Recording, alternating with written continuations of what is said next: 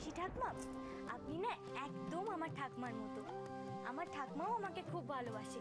আসলে গ্রামের বাড়িতে তো আমি একটু দুষ্টুমি করতাম, তাই তাই যখন মা বকতো তখন বাবা আর ঠাকমা মিলে মায়ের মার খাওয়ার হাত থেকে আমায় বাঁচাতো।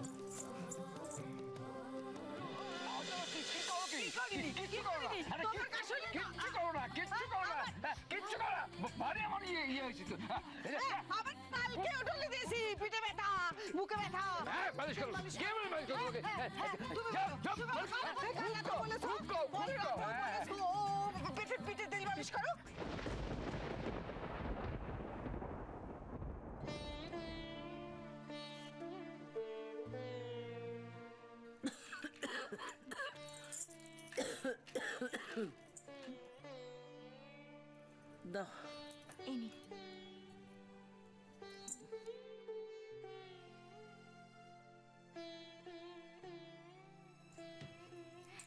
এইবারে আপনি একেবারে ভালো হয়ে যাবেন।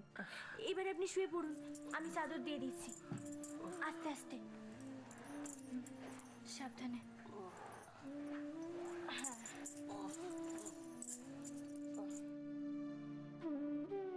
আমি আপনাকে গল্প বলতে বলতে ঘুম পাড়িয়ে দেব।